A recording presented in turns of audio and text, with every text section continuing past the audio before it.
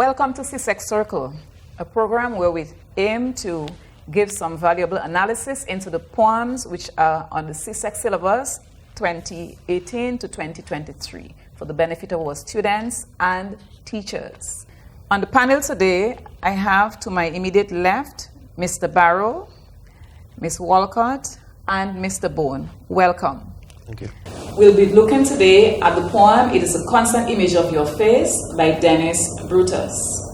We now invite you to listen to a reading of the poem. It is a constant image of your face by Dennis Brutus. It is a constant image of your face, framed in my hands as you knelt before my chair. The grave attention of your eyes survey me amid my world of knives that stays with me, perennially accuses and convicts me of heart's treachery. And neither you nor I can plead excuses, for you, you know, can claim no loyalty. My land takes precedence of all my loves.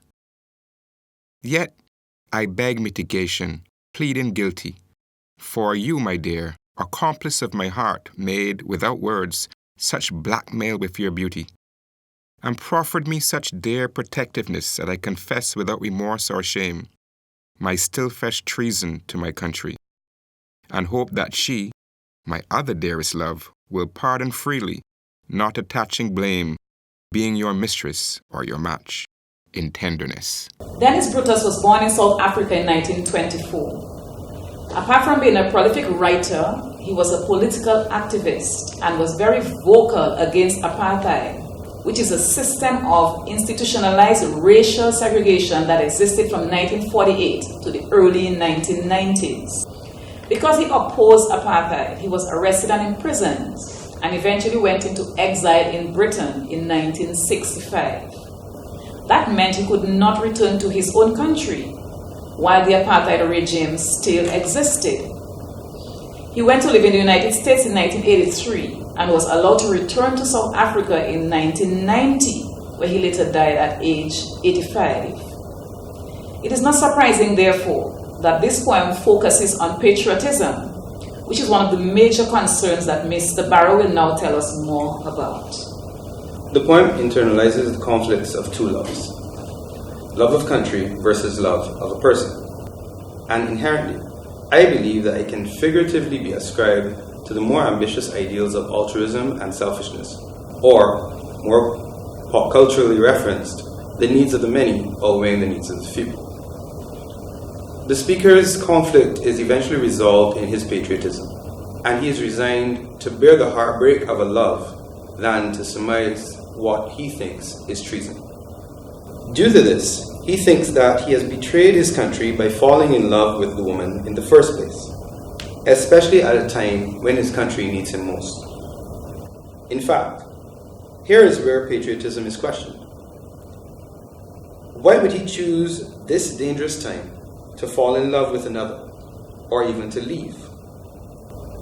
This alludes to the period when the poet, in his own life, had to seek asylum in the US outside of South Africa. So in his real life, his own patriotism was brought into question. And when he returned in the 1990s, this is when he had to ask himself some serious questions. Did he fall in love with the second home? Did he have some compelling reason to stay in the US? Was this the accomplice of his heart, made without words, that proffered him such dear protectiveness when he was in exile? In the poem, the speaker suffers severe guilt in tackling with this swayed patriotism.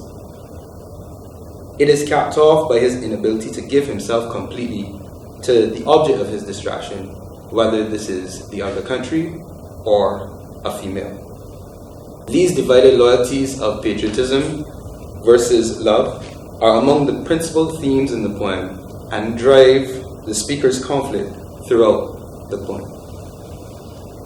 Mr. Bone, can you tell us a little more about the persona in the poem? Certainly.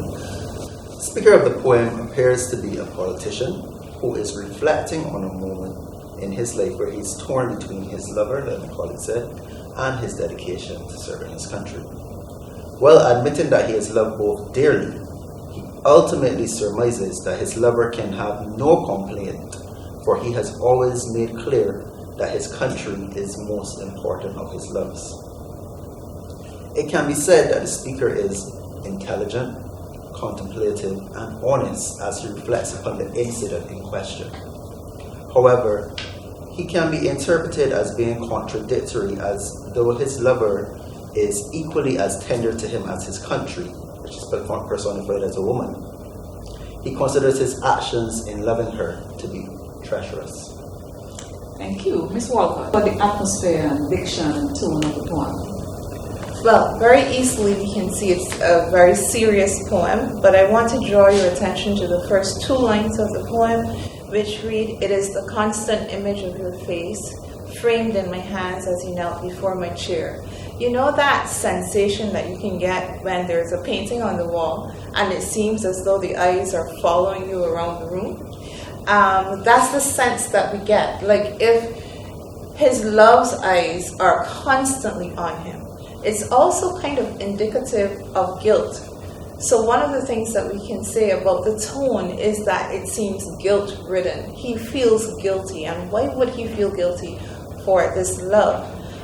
Because it has torn his attention away from his country, right? So there's a feeling of guilt, and that is associated with the eyes, the grave attention, that constant watching, that perennial kind of presence that creates the sense of guilt, and that seems to be seen throughout the entire poem. There are also some words that are important because they're linked to a trial, so it's almost as though he feels the need to defend his position. And we see perennially accuses, convicts, heart treachery, and blackmail, treason, asking for pardon, mitigation. All of these words you will find somewhere around courthouse, or as a lawyer is dealing with a case. And then we get the sense, therefore, that he's defending either his love for his country or perhaps even trying to reason it out within himself. So there is a reflective element, like if he's negotiating this with himself even as he thinks about it. All right, it's not as I don't believe that it is a clear cut. Okay, I love my country, so therefore I'm putting you away, because clearly he's struggling with this. Definitely. And that brings us to the devices, which one of those you have already alluded to, but I'll let Mr. Barrow speak a little more about one of the devices, personification. Personification is actually very heavy in this poem. And yes, we see it when he is talking about his country, where he's personalizing and personifying the country.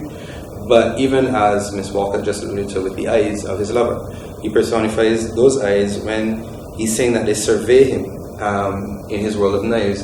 And it says that the lover, she knows more about his world. And in his world of knives, where you have, whether it's duplicity or treachery, the lover seems to know or have some idea of this aspect of his world. So it tells him that he also needs to be guided in how he deals with the lover. Because if her eyes can survey him and know so much about him, then these eyes obviously are giving her access to a world that he does not necessarily want her to have access to.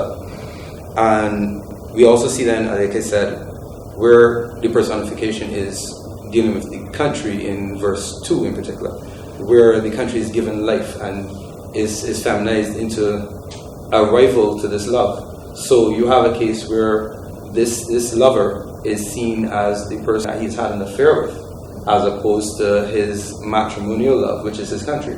So the love of country and patriotism is personalized and personified to the point where it represents a marital love, where he has this loyalty and this undying devotion to his country.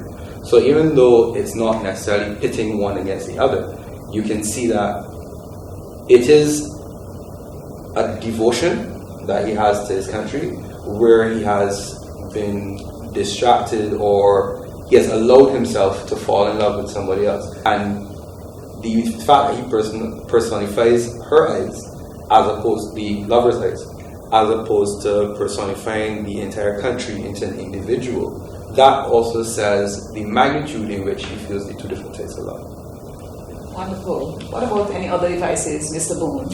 Well, we see oxymoron coming in line 6, where he speaks of being convicted of his heart's treachery. Heart treachery implies that the heart, something so vital and indicative of love, has itself committed a terrible crime. It highlights the heartbreak that the persona has caused his love interest.